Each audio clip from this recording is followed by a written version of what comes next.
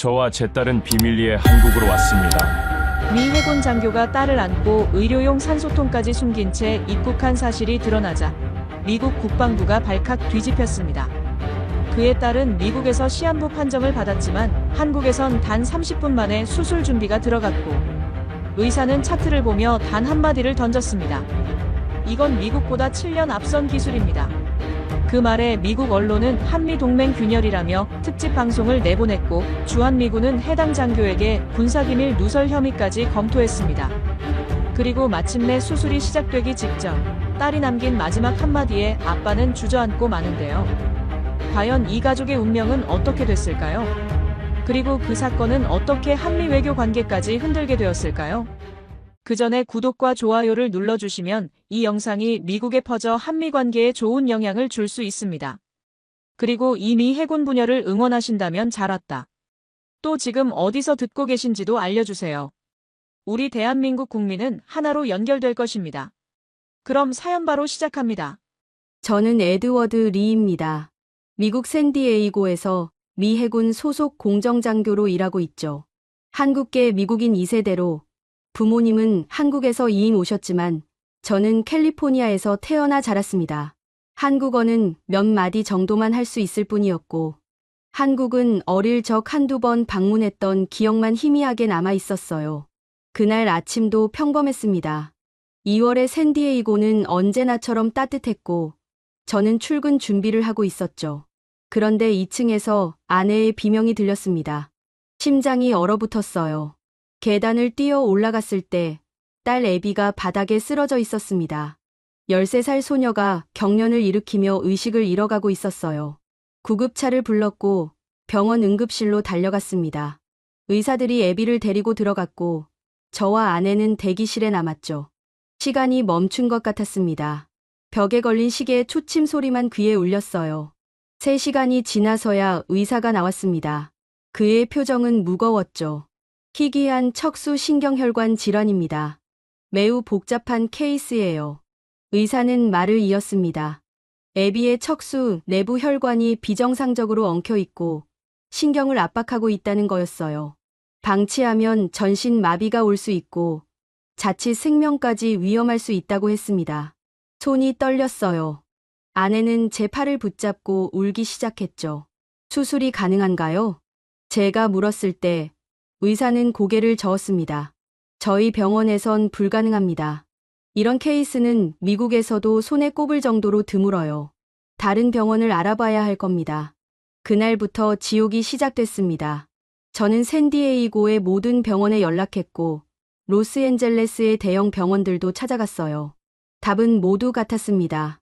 불가능하다, 위험하다, 생존 확률이 너무 낮다. 어느 병원에서는 아이가 더 고통받기 전에 편안하게 해주는 게 나을 수도 있다고까지 말했습니다. 저는 그 말을 듣고 병원 복도에서 주저앉았어요. 무릎에 힘이 풀렸죠.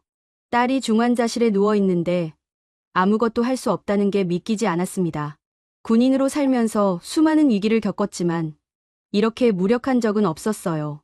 애비는 날이 갈수록 나빠졌습니다. 처음엔 다리에 감각이 없다고 했고 이틀 뒤엔 허리 아래를 움직일 수 없게 됐죠. 중환자실 유리창 너머로 딸을 보는 게 전부였습니다. 기계음만 울리는 방 안에서 애비는 점점 작아져 갔어요. 아빠, 나 괜찮아질까? 어느 날 면회 시간에 애비가 물었습니다. 저는 대답할 수가 없었어요. 거짓말을 할 수도, 진실을 말할 수도 없었죠. 그저 딸의 손을 잡고 있을 뿐이었습니다. 손이 차가웠어요. 예전처럼 따뜻하지 않았죠. 3주가 지났을 때 부대 후배 의사에게서 이메일이 왔습니다. 제목은 간단했어요. 한국 병원 자료. 본문엔 짧은 문장만 있었죠. 형, 한국 서울에 있는 병원에서 비슷한 케이스 수술 성공했다는 논문 봤어요. 첨부 파일 확인해 보세요. 저는 논문을 열었습니다. 영어로 번역된 의학 논문이었고 서울 아산병원이라는 곳에서 발표한 거였어요. 애비와 유사한 척수신경혈관 질환 환자를 수술로 치료했다는 내용이었죠. 사진도 있었습니다.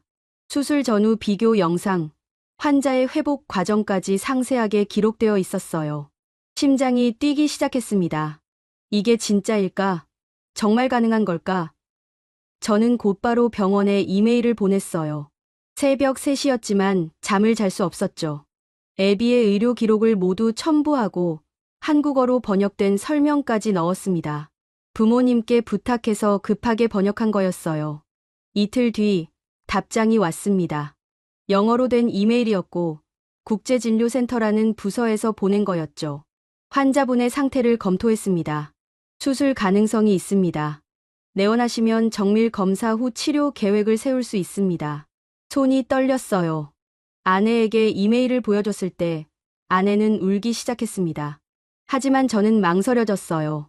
한국까지 가야 한다는 게 현실적으로 가능할까? 비용은? 언어는? 무엇보다 애비가 비행을 견딜 수 있을까? 부대 상관에게 보고했습니다. 긴급 휴가를 요청했죠. 하지만 돌아온 건 차가운 반응이었어요. 리 대위, 그건 비공식적인 의료 행위야. 군에서 보장할 수 없어. 미국 의료 시스템을 믿는 게 맞아. 하지만 여기선 불가능하다고 했습니다. 그럼 다른 방법을 찾아야지. 한국으로 간다는 건 군 규정상 문제가 될 수 있어. 저는 그 순간 결심했습니다. 규정이고 뭐고 딸이 먼저였어요. 마침 한진중공업과의 기술협력 일정이 잡혀 있었고 저는 그걸 이용하기로 했죠. 공식 출장으로 한국에 가서 애비를 데려가는 겁니다. 비공식적이든 뭐든 상관없었어요. 항공권을 예약했습니다. 애비를 이송할 수 있는 의료 전용 좌석을 알아봤고 인천공항 도착 후 바로 병원으로 갈 수 있도록 구급차까지 예약했죠. 모든 게 급박하게 돌아갔습니다. 하지만 불안했어요. 정말 이게 맞는 걸까? 혹시 딸을 더 위험하게 만드는 건 아닐까? 출발 전날 밤, 애비를 마지막으로 면회했습니다. 딸은 침대에 누워 천장을 보고 있었어요. 아빠, 우리 어디 가? 응. 한국이라는 나라야. 할아버지, 할머니가 사시던 곳이지. 거기 가면 나 나아질 수 있어? 저는 고개를 끄덕였습니다. 거짓말일 수도 있었지만 그 순간만큼은 진심으로 믿고 싶었어요. 응. 거기 가면 너 다시 뛸 수 있을 거야. 애비가 작게 웃었습니다. 오랜만에 보는 웃음이었어요. 그 미소를 보는 순간 저는 확신했죠. 이 선택이 옳다고. 무슨 일이 있어도 딸을 살리겠다고. 비행기는 다음 날 오후에 출발했습니다. 샌디에이고 공항에서 애비를 휠체어에 태우고 탑승 게이트로 향했을 때 뒤를 돌아봤어요. 미국 땅이 점점 멀어지고 있었죠. 돌아올 수 있을까? 딸과 함께 다시 이곳에 설 수 있을까? 그 질문에 답할 순 없었습니다. 다만 한 가지는 확실했어요. 저는 이제 도박을 하는 겁니다. 딸의 생명을 걸고 한 번도 가본 적 없는 나라의 병원을 믿는 거죠. 창밖으로 구름이 흘러갔습니다. 저는 애비의 손을 꽉 잡았어요. 아빠가 지켜줄게. 속삭였지만 그게 딸에게 들렸을지는 모르겠습니다. 비행기는 태평양을 향해 날아갔고 저는 눈을 감았어요. 기도가 떠올랐습니다. 오랜만에 하는 기도였죠. 제발 딸을 살려달라고. 이 선택이 옳았다고 증명해달라고. 13시간의 비행이 시작됐습니다. 비행기가 인천공항에 착륙했을 때 저는 잠을 한숨도 자지 못한 상태였습니다. 애비는 계속 신음했고 진통제도 점점 효과가 없어지는 것 같았어요. 승무원들이 몇 번이나 와서 확인했지만 할 수 있는 건 아무것도 없었죠.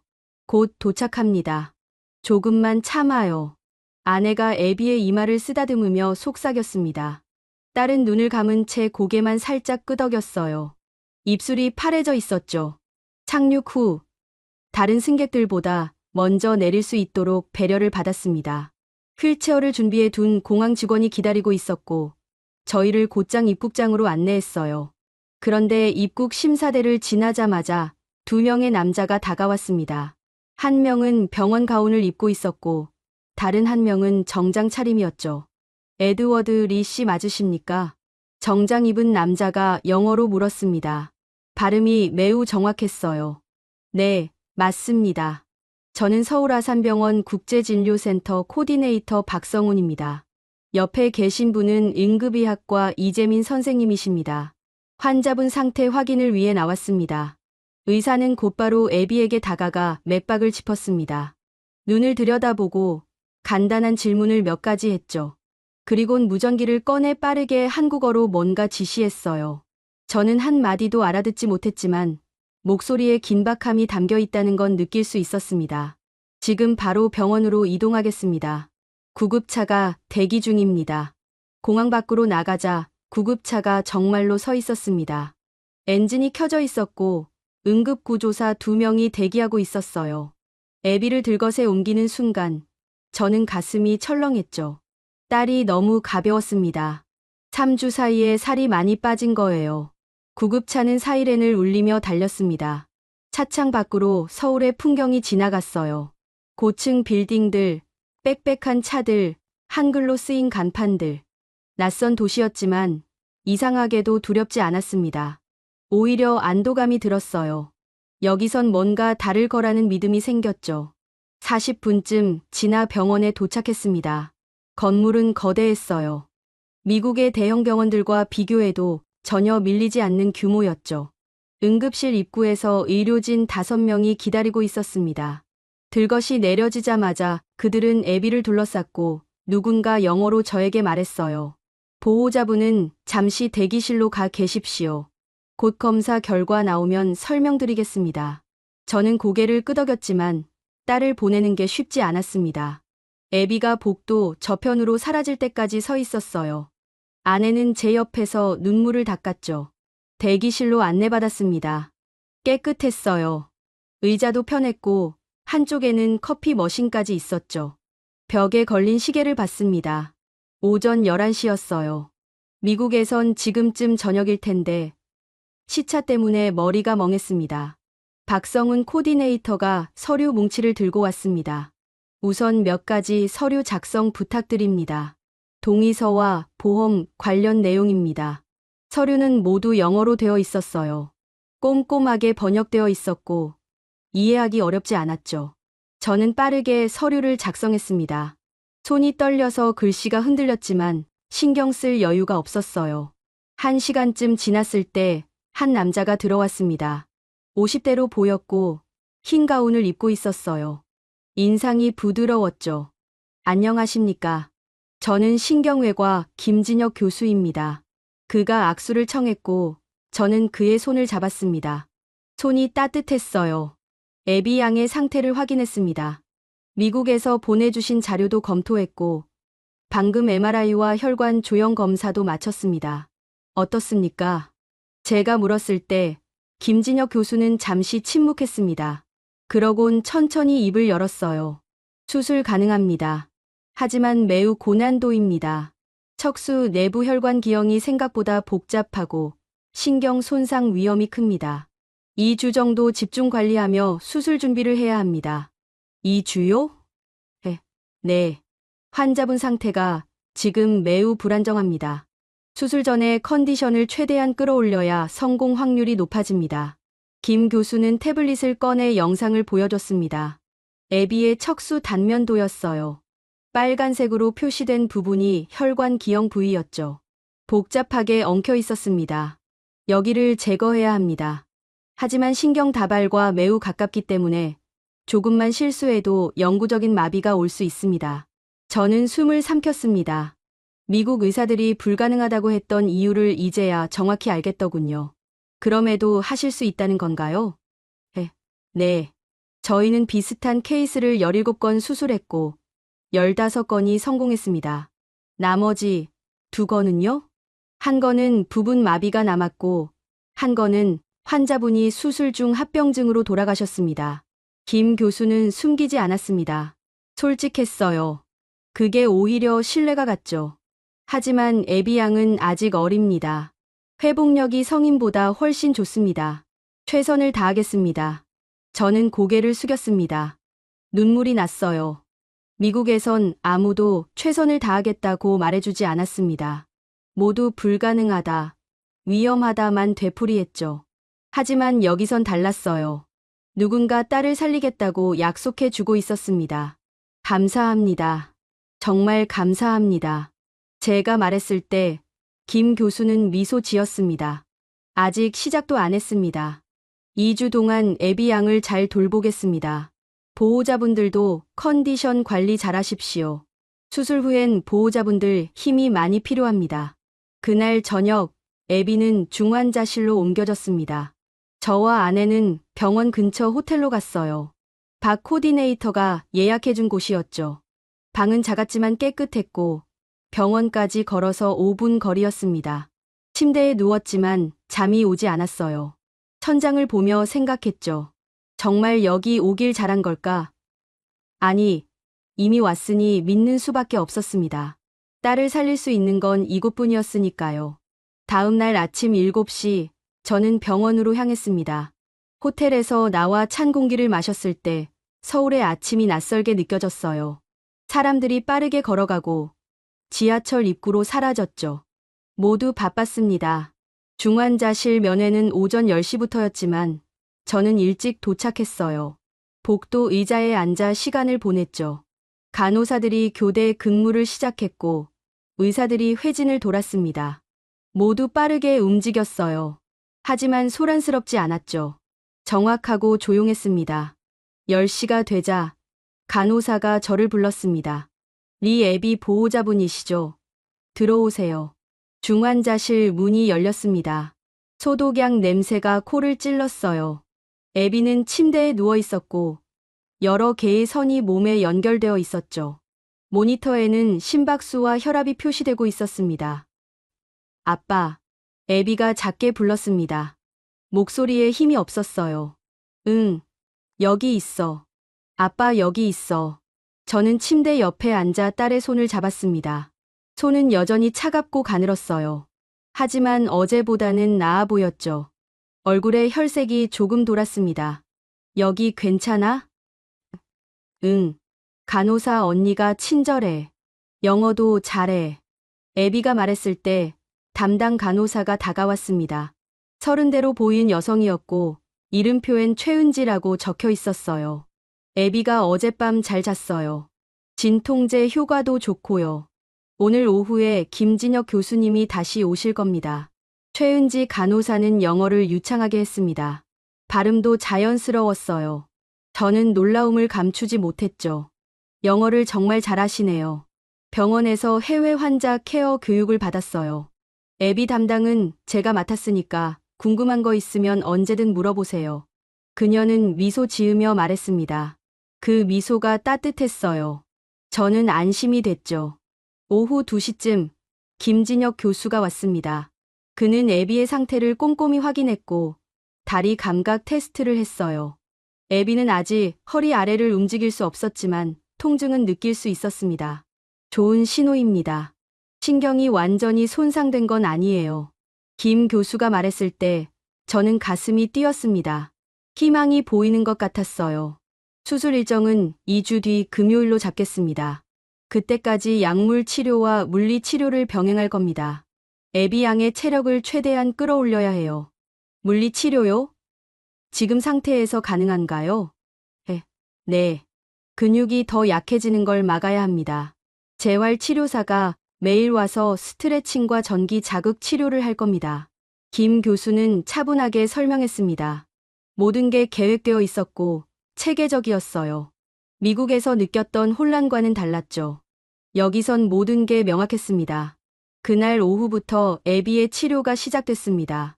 재활 치료사가 와서 다리를 천천히 움직였고 전기 자극을 주며 근육 반응을 확인했어요. 애비는 힘들어했지만 끝까지 참았습니다. 잘했어. 애비. 정말 잘했어. 저는 딸을 격려했습니다. 애비는 눈물을 흘렸지만 고개를 끄덕였어요. 나흘째 되던 날 애비의 상태가 갑자기 나빠졌습니다. 새벽 4시쯤 호텔 전화가 울렸어요. 최은지 간호사였습니다. 리 씨, 지금 바로 병원으로 오셔야 합니다. 애비 상태가 급변했어요. 저는 옷도 제대로 입지 못하고 뛰어나갔습니다. 아내와 함께 택시를 타고 병원으로 달려갔죠. 중환자실 앞에 도착했을 때 의료진 여러 명이 분주하게 움직이고 있었습니다. 김진혁 교수도 와 있었어요. 그는 저를 보자마자 다가왔습니다. 혈압이 떨어지고 호흡이 불안정해졌습니다. 지금 응급 처치 중입니다. 어떻게 된 겁니까? 혈관 기형 부위에서 미세 출혈이 있었던 것 같습니다. 하지만 걱정 마십시오. 지금 안정시키고 있습니다. 김 교수의 목소리는 침착했지만 저는 무너질 것 같았습니다. 아내는 복도 벽에 기대 주저앉았어요. 1시간쯤 지났을 때 중환자실 문이 열렸습니다. 최은지 간호사가 나왔어요. 안정됐습니다. 들어가 보세요. 애비는 산소 마스크를 쓰고 있었습니다. 얼굴이 창백했어요. 하지만 눈을 떴고 저를 봤죠. 아빠, 미안해. 애비가 작게 말했습니다. 저는 고개를 저었어요. 미안할 거 없어. 넌 잘하고 있어. 그날 이후 김진혁 교수는 매일 아침 일찍 와서 애비를 확인했습니다. 주말에도 왔어요. 저는 그게 놀라웠죠. 미국에선 주말에 담당 의사를 만나기가 거의 불가능했거든요. 어느 날 저녁, 면회가 끝난 후 김 교수와 복도에서 마주쳤습니다. 그는 커피를 들고 있었어요. 교수님, 항상 감사드립니다. 제가 말했을 때 김 교수는 고개를 저었습니다. 당연한 일입니다. 애비는 제 환자니까요. 주말에도 오시는 게 쉽지 않으실 텐데요. 환자가 불안정하면 와야죠. 그게 의사 일입니다. 그의 말투는 담담했습니다. 당연하다는 듯이 말했어요. 저는 그 순간 깨달았죠. 이 사람은 진심으로 딸을 살리려 하고 있다는 걸. 돈이나 명예가 아니라 그저 생명을 살리고 싶어서 이 일을 하고 있다는 걸. 수술 이틀 전 병원 심리 상담사가 저를 찾아왔습니다. 40대 여성이었고 이름은 정수연 상담사였어요. 보호자분들도 힘드실 텐데 상담이 필요하실 것 같아서 왔습니다. 저희는 괜찮습니다. 저는 거절하려 했지만 정 상담사는 웃으며 말했어요. 괜찮은 척 하시는 게 보여요. 수술 전에 보호자분들이 심리적으로 안정되어야 환자도 안정됩니다. 그녀의 말이 맞았습니다. 저는 사실 무너지기 직전이었어요. 밤마다 악몽을 꿨고 밥도 제대로 먹지 못했죠. 정 상담사와 1시간 정도 이야기를 나눴습니다. 그녀는 잘 들어줬어요. 판단하지 않았고 조언을 강요하지도 않았죠. 한국에 오길 잘하셨어요. 여기선 절대 포기하지 않습니다. 정 상담사가 마지막에 한 말이었습니다. 저는 그 말을 믿기로 했어요. 수술 전날 밤, 저는 병원 옥상에 올라갔습니다. 서울의 야경이 펼쳐져 있었어요. 불빛들이 반짝였고 차들이 움직였죠. 살아있는 도시였습니다. 눈물이 났습니다. 참았던 게 터진 거예요. 저는 난간을 붙잡고 울었죠. 아무도 없었지만 부끄럽지 않았습니다. 그저 딸이 살았으면 좋겠다고, 제발 내일 수술이 성공했으면 좋겠다고 기도했어요. 한참을 울고 난 뒤 저는 병실로 돌아갔습니다. 애비는 자고 있었어요. 평온한 얼굴이었습니다. 저는 딸의 이마에 키스했죠. 내일 보자. 다시 보자. 속삭였습니다. 그리고 병원을 나왔어요. 내일이 두려웠지만 동시에 기대됐습니다. 이곳에선 뭔가 다를 거라고, 딸이 살 수 있을 거라고 믿었으니까요. 수술 3일 전, 저는 호텔방에서 이메일을 확인하고 있었습니다. 부대에서 온 업무 메일 몇 통과 가족들의 안부 메일이 있었어요. 그런데 제목 하나가 눈에 들어왔습니다. 긴급 즉시 연락 요망. 발신자는 주한미군 사령부 인사처장이었죠.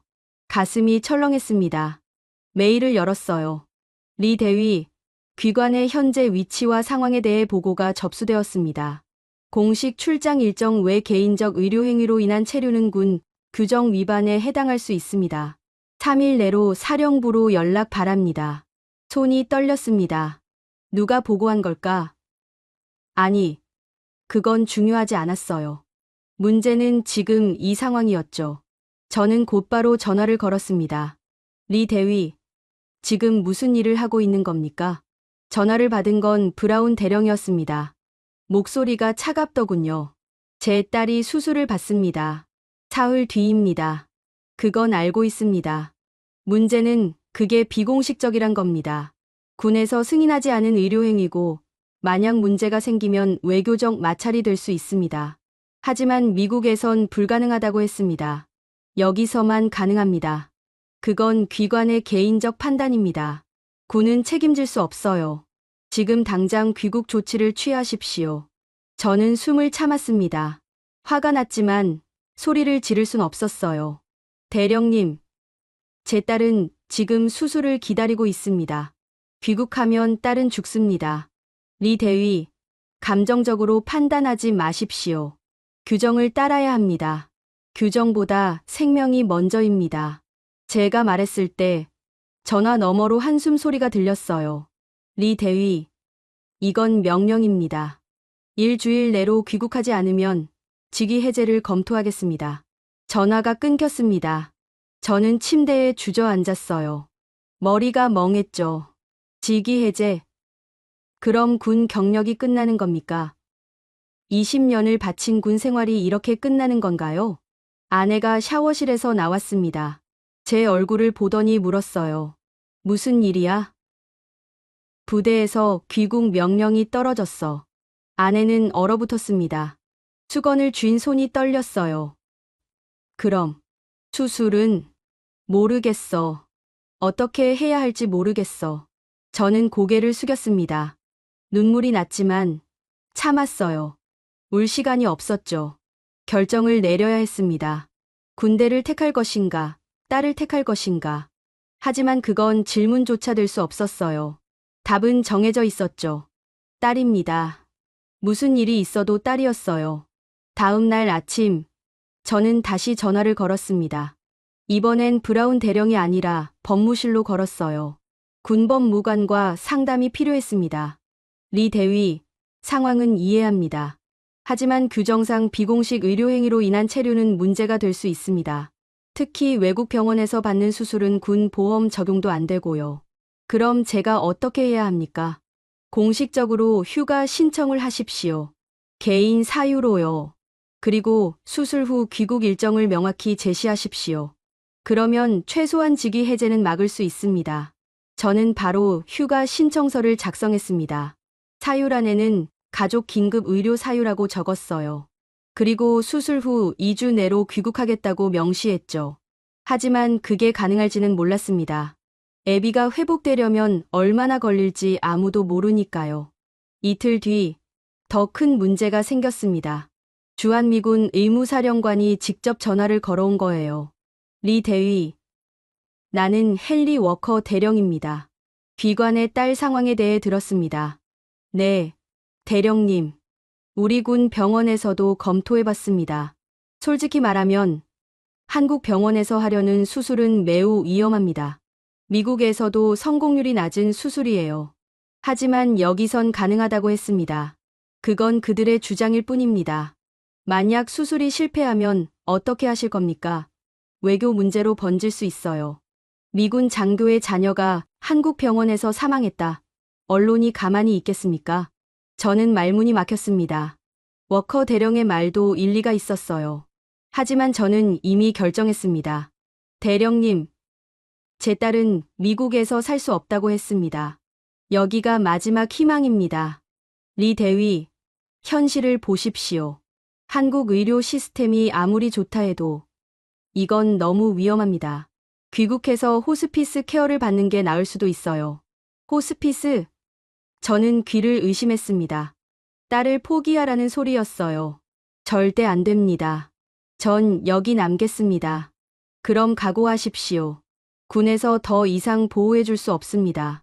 전화가 끊어졌습니다. 저는 호텔 창밖을 봤어요. 서울 거리가 내려다 보였죠. 낯선 도시였지만 이제는 익숙해지고 있었습니다.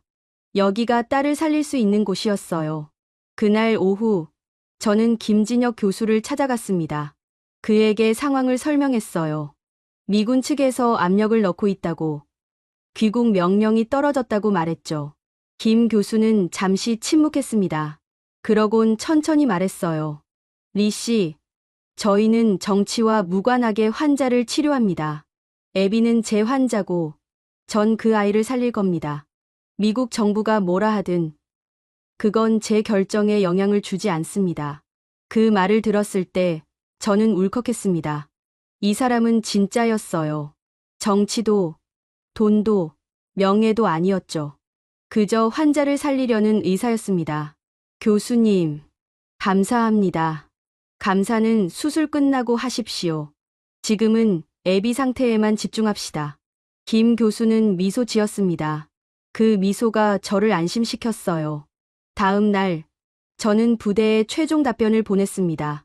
휴가 신청서와 함께 각서를 썼어요. 모든 책임은 본인에게 있으며 군과 정부에 어떠한 요구도 하지 않겠다는 내용이었죠. 사실상 군 경력을 포기하는 문서였습니다. 서명을 할 때 손이 떨렸습니다. 20년을 바친 군 생활이었어요. 하지만 망설이지 않았죠. 딸이 더 중요했습니다. 세상 무엇과도 바꿀 수 없는 존재였으니까요. 이메일을 보낸 뒤 저는 병원으로 갔습니다. 애비는 물리 치료를 받고 있었어요. 재활치료사가 다리를 천천히 움직이고 있었고 애비는 이를 악물며 참고 있었죠. 아빠. 애비가 저를 보고 웃었습니다. 땀범벅이었지만 표정은 밝았어요. 힘들지? 응. 근데 괜찮아. 선생님이 이거 하면 빨리 나을 수 있대. 딸은 포기하지 않고 있었습니다. 그 모습을 보며 저는 확신했어요. 제 선택이 옳다고. 무슨 일이 있어도 이 아이를 지키겠다고. 그날 저녁, 아내와 호텔 근처 작은 식당에 갔습니다. 한식당이었어요. 메뉴판을 읽을 수 없었지만 주인 할머니가 친절하게 추천해 주셨죠. 이거 먹어봐. 된장찌개. 몸에 좋아. 할머니는 영어를 못했지만 손짓 발짓으로 설명해 주셨습니다. 음식이 나왔을 때 김이 모락모락 올라왔어요. 한 숟갈 떴을 때 따뜻함이 입안에 퍼졌죠. 맛있네. 아내가 말했습니다. 저도 고개를 끄덕였어요. 오랜만에 제대로 된 식사였죠. 할머니는 우리를 보며 웃으셨습니다. 무슨 사연인지 모르셨겠지만 따뜻하게 대해주셨어요. 식사를 마치고 나올 때 할머니가 손을 잡아주셨습니다. 힘내. 다 잘 될 거야. 한국어였지만 이상하게도 이해가 됐습니다. 그 손의 온기가 전해졌어요. 저는 고개를 숙여 인사했죠. 호텔로 돌아오는 길, 서울의 밤거리를 걸었습니다. 불빛들이 반짝였고 사람들이 웃으며 걸어갔어요. 평범한 밤이었지만 저에겐 특별했습니다. 이곳에서 딸이 살아날 거라는 희망이 있었으니까요. 내일 모레면 수술입니다. 두렵지만 믿기로 했어요. 이곳을, 이 사람들을, 그리고 딸의 생명력을요. 수술 당일 아침, 저는 새벽 5시에 눈을 떴습니다. 잠을 설쳤지만 피곤하지 않았어요. 긴장감이 모든 걸 지배하고 있었죠. 아내도 이미 깨어 있었습니다. 우리는 말없이 준비를 하고 병원으로 향했어요. 중환자실 앞에는 이미 의료진이 모여 있었습니다. 김진혁 교수와 마취과 의사, 간호사 5명이 보였어요. 모두 진지한 표정이었죠. 리 씨, 잘 오셨습니다. 수술은 오전 9시에 시작합니다. 지금부터 애비를 수술실로 이송할 겁니다. 김 교수가 말했습니다. 저는 고개를 끄덕였어요. 가슴이 뛰었지만 침착하려 애썼죠. 애비를 만나러 들어갔습니다. 딸은 수술복을 입고 침대에 누워 있었어요. 얼굴이 창백했지만 눈은 또렷했습니다. 아빠, 나 무섭지 않아. 애비가 말했습니다. 하지만 손은 떨리고 있었어요. 저는 딸의 손을 잡았죠. 응, 넌 용감해. 정말 용감한 아이야. 수술 끝나면 다시 걸을 수 있을까? 당연하지. 다시 뛸 수도 있을 거야. 애비는 미소 지었습니다. 작지만 따뜻한 미소였어요. 저는 딸의 이마에 키스했죠. 다시 보자. 꼭 다시 보자. 응. 아빠, 나 금방 올게. 침대가 움직이기 시작했습니다. 간호사들이 애비를 수술실로 데려갔어요. 복도를 지나 엘리베이터에 탈 때까지 저는 딸을 바라봤습니다. 엘리베이터 문이 닫혔고 애비가 사라졌어요. 무릎에 힘이 풀렸습니다. 아내가 제 팔을 붙잡았죠. 우리는 대기실로 향했어요. 오전 8시 45분 수술실 앞 대기실에 앉아 있었습니다. 벽에 걸린 시계만 바라봤어요. 초침이 움직일 때마다 심장이 뛰었죠. 다른 보호자들도 몇 명 있었지만 아무도 말이 없었습니다. 모두 기다리고 있었어요. 9시 정각, 수술실 불이 켜졌습니다. 수술 중이라는 빨간 불빛이었어요. 저는 숨을 삼켰죠. 시작됐구나. 이제 기다리는 수밖에 없었습니다. 1시간이 지났습니다. 아무 소식이 없었어요. 2시간이 지났고 3시간이 지났죠. 저는 계속 시계를 봤습니다. 침착하려 했지만 손이 떨렸어요. 커피를 마셨지만 맛을 느낄 수 없었죠. 4시간쯤 지났을 때 수술실 문이 열렸습니다. 간호사 한 명이 나왔어요. 저는 벌떡 일어났죠. 어떻게 됐습니까? 아직 진행 중입니다. 조금 더 기다려 주세요. 간호사는 다시 들어갔습니다. 저는 주저앉았어요. 아직이라니. 얼마나 더 걸리는 걸까? 오후 1시가 지났을 때 김진혁 교수가 나왔습니다. 그는 마스크를 벗고 있었고 표정이 굳어 있었어요. 심장이 멈추는 것 같았죠. 리 씨. 김 교수가 천천히 다가왔습니다. 저는 말을 할 수가 없었어요. 그저 그를 쳐다봤죠. 문제가 생겼습니다. 무슨 문제입니까? 마취 직전에 애비의 심장 수치가 급변했습니다. 부정맥이 나타났고 혈압이 불안정해졌어요. 지금 상태로는 전신 마취가 불가능합니다. 머리가 멍해졌습니다. 마취가 불가능? 그럼 수술을 못한다는 건가요? 그럼 어떻게 됩니까? 수술을 연기해야 합니다. 상태가 안정될 때까지 기다려야 해요. 얼마나 기다려야 합니까? 모릅니다. 며칠이 될 수도, 일주일이 될 수도 있습니다. 최악의 경우, 김 교수는 말을 멈췄습니다. 하지만 저는 알았어요. 최악의 경우엔 수술 자체가 불가능해진다는 거죠. 하지만 한 가지 방법이 있습니다. 김 교수가 다시 입을 열었어요. 비침습적 수술법으로 전환하는 겁니다. 전신 마취 대신 부분 마취를 하고 최소 절개로 수술하는 거죠. 위험은 더 크지만 지금 상황에선 유일한 방법입니다. 그럼 그렇게 하십시오. 저는 곧바로 대답했습니다. 망설일 시간이 없었어요. 리 씨, 이 방법은 정말 위험합니다. 성공률이 더 낮아요. 그리고 애비가 수술 중에 의식이 있을 수도 있습니다. 상관없습니다.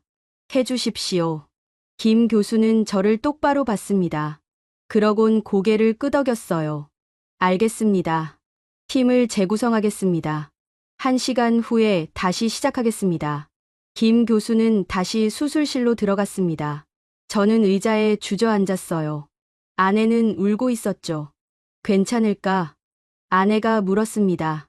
저는 대답할 수 없었어요. 모르겠습니다. 정말 모르겠어요. 하지만 믿는 수밖에 없었죠. 1시간이 지났습니다. 수술실 불이 다시 켜졌어요. 이번엔 더 많은 의료진이 들어갔습니다. 저는 복도를 왔다 갔다 했어요. 가만히 앉아 있을 수 없었죠. 2시간이 지났습니다. 3시간이 지났어요. 해가 지기 시작했죠. 창밖으로 노을이 보였습니다. 붉은 빛이 복도를 물들였어요. 오후 6시쯤 간호사가 나왔습니다. 표정이 밝았어요. 진행이 순조롭습니다. 조금만 더 기다려주세요. 저는 안도의 한숨을 내쉬었습니다. 순조롭다니. 그 말만으로도 충분했어요. 오후 8시 김진혁 교수가 다시 나왔습니다. 이번엔 미소를 짓고 있었어요. 성공했습니다. 그 말을 듣는 순간 저는 무너졌습니다. 바닥에 주저앉아 울었어요. 아내도 저를 껴안고 울었죠. 김 교수는 우리 옆에 서서 기다려 주었습니다. 한참을 울고 나서 저는 고개를 들었어요. 정말 감사합니다. 아직 끝난 게 아닙니다. 지금부터가 진짜 시작입니다. 회복이 중요해요. 김 교수가 말했습니다. 하지만 그의 얼굴엔 자신감이 있었어요. 애비는 지금 회복실에 있습니다. 1시간 후에 면회 가능합니다. 1시간이 영원처럼 느껴졌습니다. 하지만 기다릴 수 있었어요. 딸이 살았으니까요.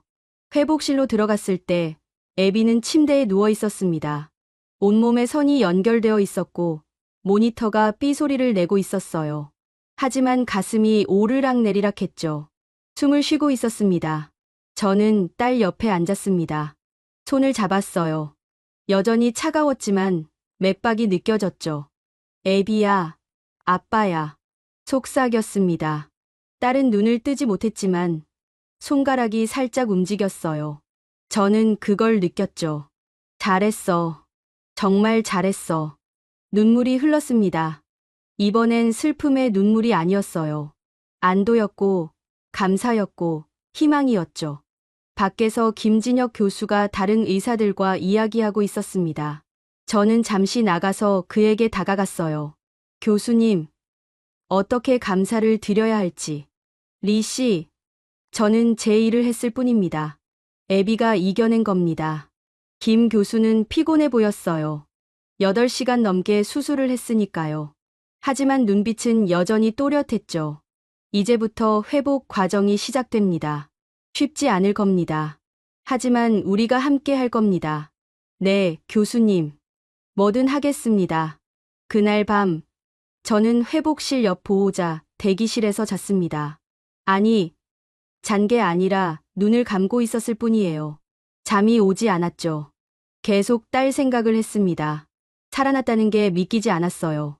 새벽 4시쯤 간호사가 깨웠습니다. 애비가 깼어요. 저는 벌떡 일어나 회복실로 뛰어갔습니다. 딸은 눈을 뜨고 있었어요. 흐릿했지만 저를 봤죠.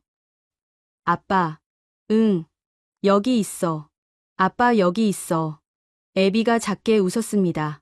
그 미소를 보는 순간 저는 알았어요. 우리가 이겼다는 걸, 딸이 돌아왔다는 걸, 한국에 온 게 맞았습니다. 이 선택이 옳았어요. 딸은 살아났고 이제 다시 시작할 수 있었죠. 수술 다음 날, 애비는 중환자실로 옮겨졌습니다.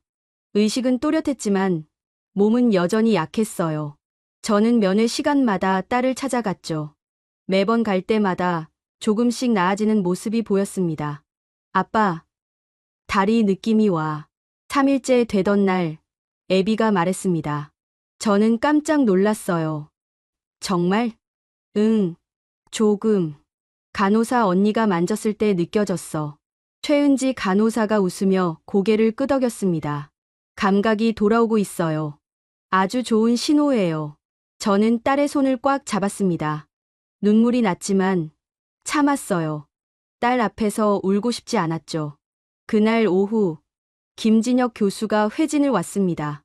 애비의 상태를 꼼꼼히 확인하고 다리 반응 검사를 했어요. 발가락을 살짝 눌렀을 때 애비가 반응했죠. 아파요. 좋습니다. 통증을 느낀다는 건 신경이 살아있다는 뜻입니다. 김 교수는 만족스러운 표정을 지었습니다. 그러곤 저를 봤어요. 리 씨, 이제부터 진짜 회복입니다. 재활 치료가 시작될 겁니다. 언제부터 가능합니까? 일주일 후부터 시작하겠습니다. 그때까지 상처가 아물어야 해요. 일주일. 짧다면 짧고 길다면 긴 시간이었죠. 하지만 기다릴 수 있었습니다. 딸이 살았으니까요. 닷새째 되던 날, 애비는 일반 병실로 옮겨졌습니다. 창문이 있는 방이었고 햇빛이 들어왔어요. 침대 옆에는 작은 소파도 있었죠. 저는 그 소파에서 잤습니다. 딸 곁을 떠나고 싶지 않았어요. 아빠, 집에 가서 쉬어. 애비가 말했지만 저는 고개를 저었습니다. 여기가 더 편해. 너 옆에 있는 게 좋아. 애비는 더 이상 말하지 않았어요. 그저 제 손을 잡았죠. 딸의 손이 조금씩 따뜻해지고 있었습니다. 일주일 후 재활 치료가 시작됐습니다. 물리치료사 2명이 와서 애비를 휠체어에 앉혔어요. 처음으로 침대에서 일어난 거였죠. 어지러워. 애비가 말했습니다. 얼굴이 창백해졌어요. 천천히. 서두르지 마. 치료사가 부드럽게 말했습니다. 잠시 후 애비는 고개를 끄덕였어요. 괜찮아. 괜찮아졌어. 그날부터 매일 재활 치료를 받았습니다. 다리 근육을 자극하고 관절을 움직이고 균형 감각을 되찾는 훈련이었어요. 애비는 땀을 흘리며 참았죠. 울지 않았습니다. 한 번도 포기하지 않았어요. 2주째 되던 날, 애비가 처음으로 발을 움직였습니다. 스스로요. 치료사가 지시했을 때 발가락이 움직였어요. 조금이었지만 확실했죠. 봤어요? 봤죠? 애비가 흥분해서 말했습니다. 저는 울음을 터뜨렸어요. 더 이상 참을 수 없었죠. 잘했어. 애비. 정말 잘했어. 치료사도 눈물을 닦고 있었습니다. 최은지 간호사도 옆에서 박수를 쳤어요. 그 순간 병실이 따뜻해졌습니다. 김진혁 교수가 소식을 듣고 달려왔습니다. 애비의 발을 확인하고 웃었어요. 기적입니다. 정말 기적이에요. 교수님 덕분입니다. 제가 말했을 때 김 교수는 고개를 저었습니다. 아닙니다. 애비가 해낸 겁니다. 이 아이가 이겨낸 거예요. 그날 저녁, 저는 병원 옥상에 올라갔습니다. 서울의 야경이 펼쳐져 있었어요. 불빛들이 반짝였고 도시가 숨 쉬고 있었죠. 저는 전화기를 꺼냈습니다. 미국에 있는 부모님께 전화를 걸었어요. 아버지, 애비가 발을 움직였어요. 정말이냐? 아버지 목소리가 떨렸습니다. 네. 오늘 처음으로 스스로 움직였어요. 의사 선생님이 기적이라고 했어요. 잘했구나.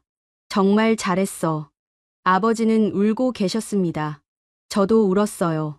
한참을 울고 난 뒤 아버지가 말씀하셨죠. 에드워드, 한국에 가길 잘했구나. 내가 옳았어. 네, 아버지. 여기 사람들이 애비를 살렸어요. 전화를 끊고 저는 하늘을 봤습니다. 별이 보였어요. 서울 하늘엔 별이 잘 안 보인다고 들었는데 그날은 보였죠. 작지만 분명한 별들이었습니다. 3주째 되던 날, 애비는 보행 보조기를 사용해 섰습니다. 2명의 치료사가 양쪽에서 붙잡고 있었고 저는 앞에서 지켜봤어요. 할 수 있어. 애비. 천천히. 애비는 이를 악물었습니다. 온몸에 힘을 주고 한 발을 앞으로 내디뎠어요. 작은 발걸음이었지만 분명한 걸음이었죠. 했어. 아빠. 했어. 애비가 소리쳤습니다. 저는 달려가 딸을 안았어요. 치료사들도 박수를 쳤죠. 잘했어. 정말 정말 잘했어. 저는 계속 말했습니다. 다른 말이 나오지 않았어요. 그저 잘했다는 말만 되풀이했죠. 그날 오후 병원에 예상치 못한 손님들이 찾아왔습니다. 자원봉사자 5명이었어요. 그들은 애비에게 선물을 가져왔죠. 색연필, 스케치북, 인형, 책들이었습니다. 애비 양 소식 들었어요. 축하해요. 한 자원봉사자가 말했습니다. 20대 여성이었고 미소가 따뜻했어요. 저희가 만든 카드예요. 병원 다른 환자분들이랑 같이 만들었어요. 카드를 열었을 때 손글씨로 빽빽하게 쓰인 응원 메시지들이 보였습니다. 한글이었지만 영어 번역도 함께 적혀 있었어요. 힘내세요. 당신은 할 수 있어요. 기적을 응원합니다. 한 줄 한 줄 읽을 때마다 가슴이 뜨거워졌습니다. 전혀 모르는 사람들이 딸을 위해 이렇게 해준 거예요. 감사합니다. 정말 감사합니다. 저는 계속 고개를 숙였습니다. 다른 말이 나오지 않았죠. 자원봉사자들이 돌아간 뒤 애비는 카드를 계속 봤습니다. 한참을 보다가 눈물을 흘렸어요. 아빠, 여기 사람들 정말 착해. 응, 그렇구나. 저도 눈물이 났습니다. 이 나라는, 이 사람들은 딸에게 생명만 준 게 아니었어요. 희망과 사랑도 함께 준 거였죠. 한 달째 되던 날, 김진혁 교수가 큰 발표를 했습니다.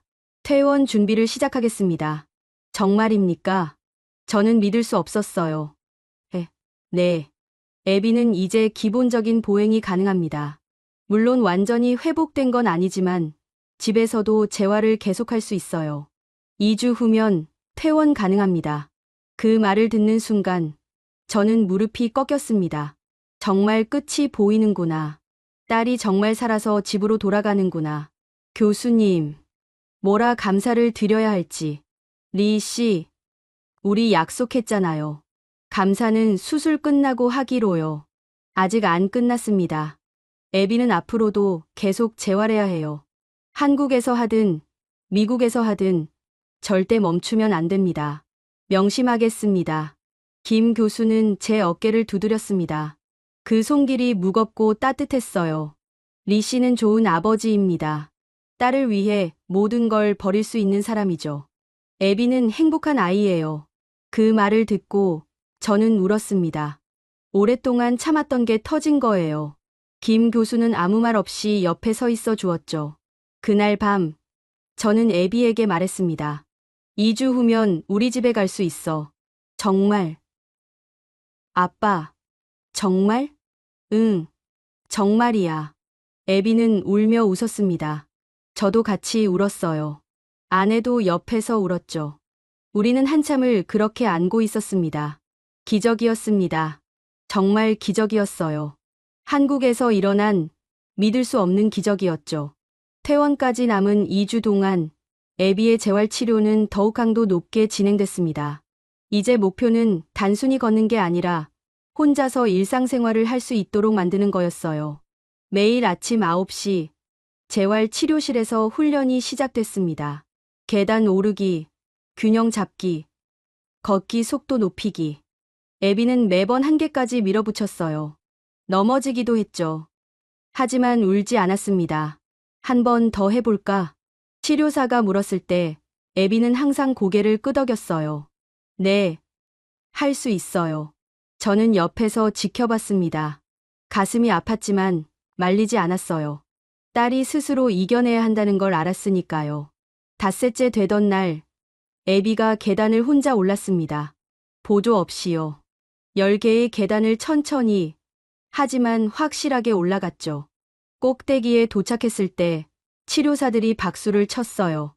완벽해요. 애비는 숨을 헐떡이며 웃었습니다. 땀으로 범벅이 된 얼굴이었지만 표정은 밝았어요. 아빠, 봤어? 응, 봤어. 자랑스러워. 그날 오후, 저는 병원 로비에 있는 카페에 갔습니다. 노트북을 열고 이메일을 쓰기 시작했어요. 서울 아산병원 홈페이지에 있는 환자 후기 게시판에 올릴 글이었죠. 영어로 썼습니다. 한국어를 못하니까요. 하지만 마음만은 전하고 싶었어요. 제 이름은 에드워드 리입니다. 미국에서 온 아버지입니다. 제 딸 애비는 희귀한 척수질환으로 미국 병원 3곳에서 불가능하다는 판정을 받았습니다. 하지만 여기 서울 아산병원에서 살아났습니다. 김진혁 교수님과 의료진 여러분, 최은지 간호사님, 재활치료사 선생님들, 그리고 자원봉사자분들, 모두에게 감사드립니다. 당신들은 제 딸에게 생명을 주었을 뿐 아니라 저희 가족에게 희망을 주었습니다. 한국 의료는 기술만 뛰어난 게 아닙니다. 마음이 있습니다. 환자를 진심으로 대하는 마음이요. 그게 가장 큰 차이였습니다. 제 딸은 곧 미국으로 돌아갑니다. 하지만 우리는 한국을 절대 잊지 않을 겁니다. 이곳에서 받은 은혜를 평생 기억하겠습니다. 감사합니다. 정말 감사합니다. 글을 다 쓰고 올리기 버튼을 눌렀습니다. 손이 떨렸어요. 이 글이 얼마나 많은 사람에게 읽힐지 모르겠지만 그건 중요하지 않았죠. 제 진심을 전하고 싶었을 뿐이에요. 이틀 뒤 병원 국제진료센터에서 연락이 왔습니다. 제 글이 한국어로 번역되어 병원 공식 블로그에 올라갔다고 했어요. 그리고 댓글이 100개 넘게 달렸다고 했죠. 뭐라고 쓰여 있나요? 저는 박성훈 코디네이터에게 물었습니다. 그는 몇 개를 읽어줬어요. 애비 양의 회복을 응원합니다.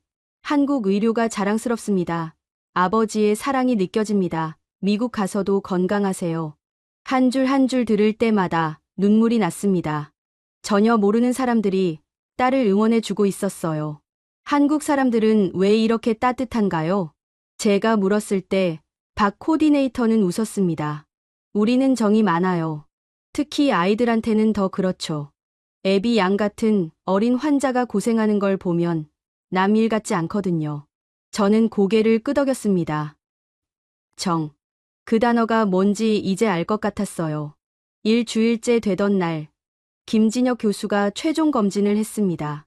애비의 다리 근력, 감각, 균형 감각을 모두 테스트했죠. 합격입니다. 김 교수가 말했을 때 저는 안도의 한숨을 내쉬었어요. 이제 평범한 아이처럼 살 수 있습니까? 시간이 걸리겠지만 가능합니다. 미국 가서도 재활 치료를 계속하세요. 6개월 정도 하면 달릴 수도 있을 겁니다. 달린다고요? 네. 애비의 회복 속도를 보면 충분히 가능합니다. 이 아이는 강해요. 김 교수는 애비의 머리를 쓰다듬었습니다. 애비는 웃으며 말했어요. 교수님, 저 한국어 배울래요. 다음에 또 올게요. 그래, 꼭 다시 와. 그때는 환자로 말고 관광객으로 오렴. 김 교수도 웃었습니다. 따뜻한 웃음이었어요. 퇴원 전날 병원에서 작은 환송회를 열어줬습니다. 의료진과 자원봉사자들이 모였고 케이크도 준비되어 있었어요. 애비를 위한 자리였죠. 애비 양, 축하합니다. 정말 잘 싸웠어요. 최은지 간호사가 꽃다발을 건넸습니다. 애비는 꽃을 받고 울기 시작했어요. 언니, 보고 싶을 거예요. 나도. 근데 울면 안 돼. 오늘은 축하하는 날이잖아. 최 간호사도 눈물을 닦았습니다. 주변 사람들도 다들 눈시울을 붉혔어요. 케이크를 자르고 다 같이 사진을 찍었습니다. 애비는 환하게 웃고 있었어요. 그 미소를 보며 저는 생각했죠. 이 순간을 절대 잊지 말자고. 이 사람들을, 이 따뜻함을 평생 기억하자고. 환송회가 끝나고 저는 김진혁 교수와 마지막 대화를 나눴습니다. 교수님, 정말 어떻게 감사를 드려야 할지 모르겠습니다. 리 씨, 전 그저 의사로서 제 일을 했을 뿐입니다. 애비가 이겨낸 거예요. 아닙니다. 교수님이 안 계셨으면 우린 여기 오지도 못했을 겁니다. 김 교수는 잠시 침묵했습니다. 그러곤 말했어요. 리 씨, 의료는 기술이 아닙니다. 마음입니다. 환자를 살리고 싶다는 마음, 포기하지 않겠다는 마음. 그게 가장 중요해요. 저희는 그 마음으로 일합니다. 그 마음이 제 딸을 살렸습니다. 그리고 리 씨의 아버지로서의 마음도요. 딸을 위해 모든 걸 버릴 수 있었던 그 용기가 애비를 살렸습니다. 저는 고개를 숙였습니다. 눈물이 났지만 이번엔 참지 않았어요. 그냥 흘렀죠. 한국이라는 나라를 이제 알 것 같습니다. 기술만 발전한 게 아니라 사람의 마음도 살아있는 나라네요. 그렇게 봐주시니 감사합니다. 미국 가서도 건강하세요. 그리고 애비, 꼭 다시 보자. 김 교수와 악수를 했습니다. 그의 손은 여전히 따뜻했어요. 퇴원 당일 아침, 애비는 스스로 걸어서 병원 현관으로 나왔습니다. 휠체어 없이요. 조금 느렸지만 확실하게 걸었죠. 의료진들이 박수를 쳐주었고 애비는 돌아서서 인사했어요. 감사합니다. 다시 올게요. 한국어로 말했습니다. 며칠 동안 배운 거였죠.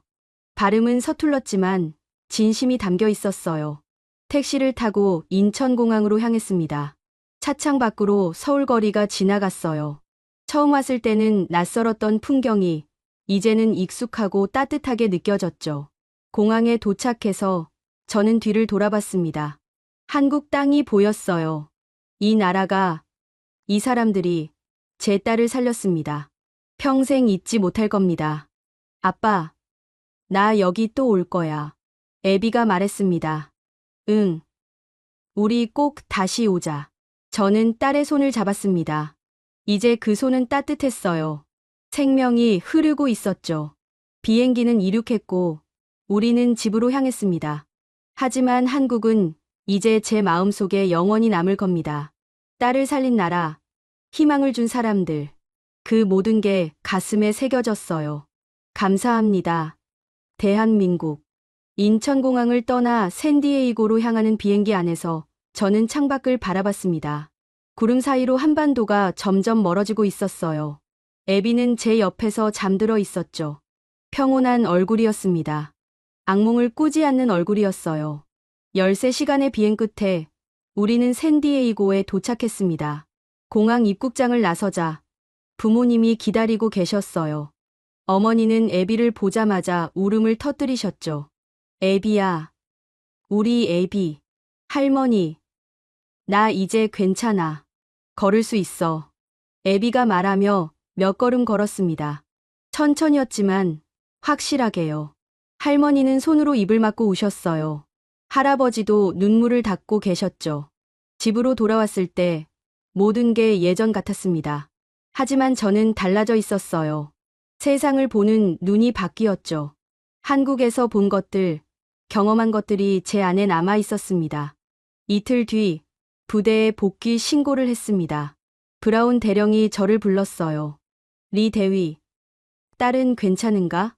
네, 대령님. 수술 성공했고 지금은 걸을 수 있습니다. 그건 다행이군. 솔직히 우려했네. 한국 병원에서 수술한다고 했을 때 말이야. 대령님의 우려는 기우였습니다. 한국 의료진은 완벽했습니다. 브라운 대령은 잠시 침묵했습니다. 그러곤 서류 한 장을 건넸어요. 직위 해제 검토는 취소됐네. 대신 공식 휴가로 처리했어. 그리고 주한미 대사관에서 연락이 왔어. 대사관에서요? 자네 이야기가 알려졌나 봐. 대사관 측에서 관심을 보이더군. 저는 고개를 갸우뚱했습니다.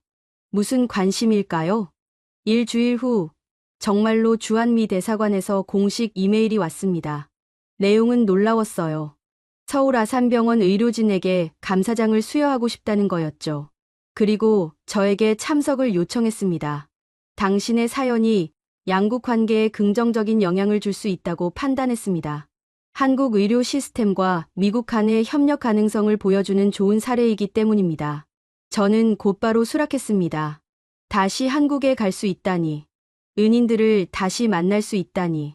한 달 뒤, 저는 다시 인천공항에 도착했습니다.